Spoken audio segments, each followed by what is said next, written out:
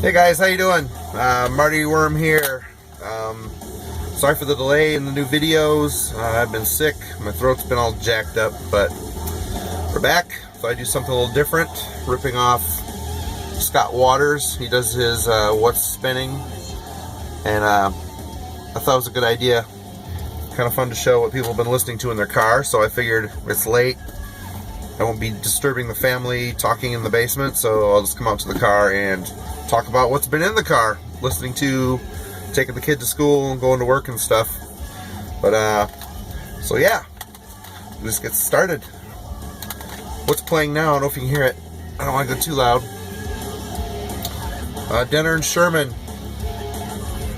Satan's Tomb, 4-song EP from my favorite guitar duo of all time, Michael Denner, Hank Sherman from Merciful Fate, of course. It's good. It's like a modernized sounding Merciful Fate. Well, maybe not so Merciful Fate, much Merciful Fate, but very modern sounding, some great guitar work. The singer sounds a lot like Tim Ripper Owens. If you're not into that, then avoid this album, this EP, but it's good, really good. Second up, Debauchery, Heart of Achaman.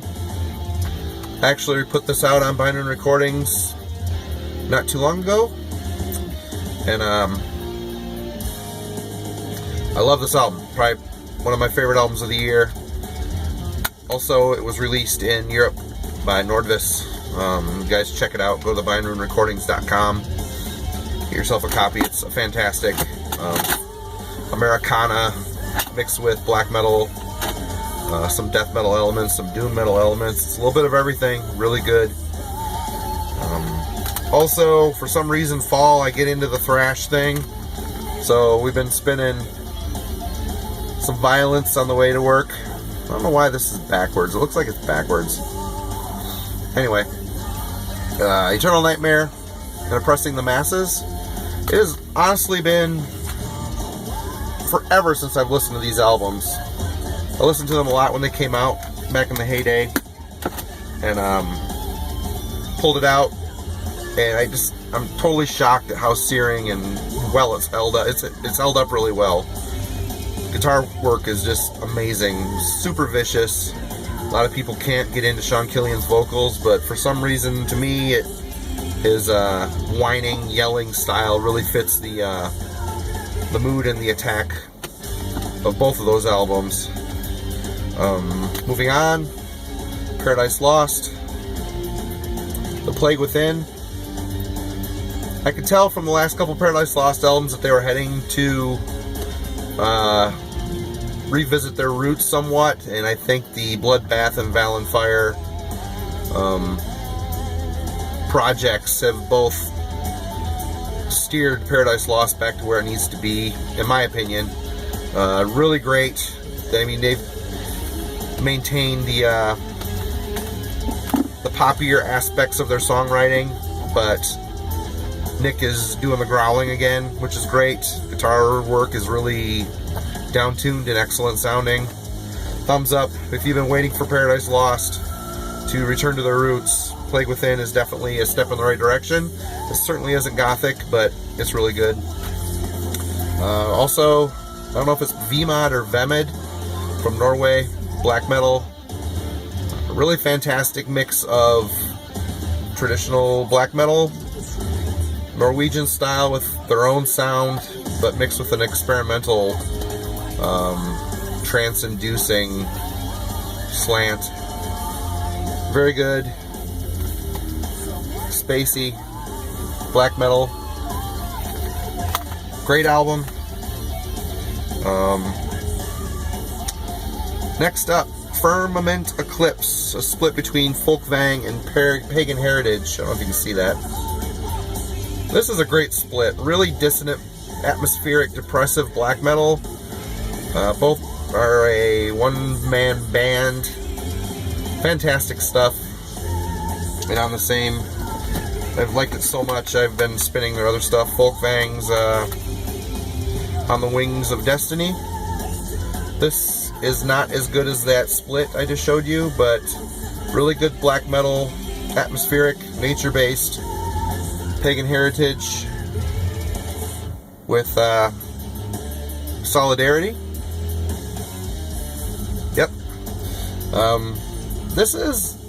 They've got 3 albums that I know of, that I have. I think this is the second. You know, you can correct me if I'm wrong in the comments. The first album was a little average black metal, but this is where they started to get really dissonant and good. And the one that came after this is very, very good. I can't remember the name of it off the top of my head. Check those out. Definitely, if you get a chance. Also, been spinning the Book of Souls, Iron Maiden. This is way better than The Final Frontier. I absolutely hated that album. I hate to say it, but other than 2 songs, I hated that album.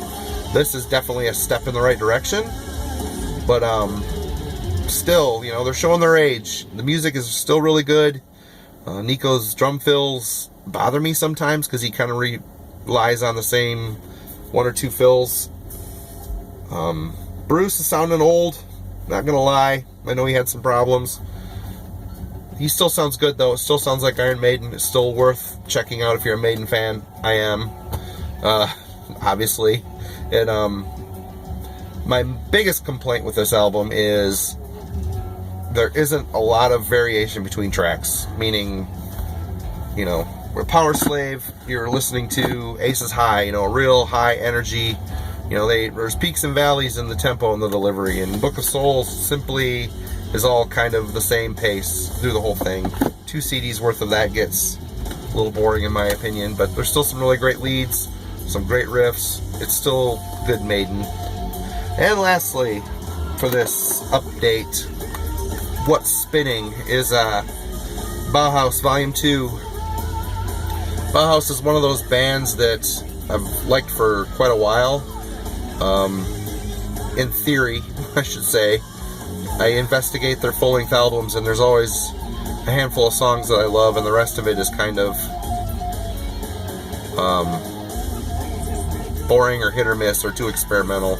But both of the best ofs, which is Volume 1 and Volume 2, this is Volume 2, can contain all of their best material in my opinion. And for the fall time, this is a great, for some reason, Bauhaus in the fall, it's perfect for some reason.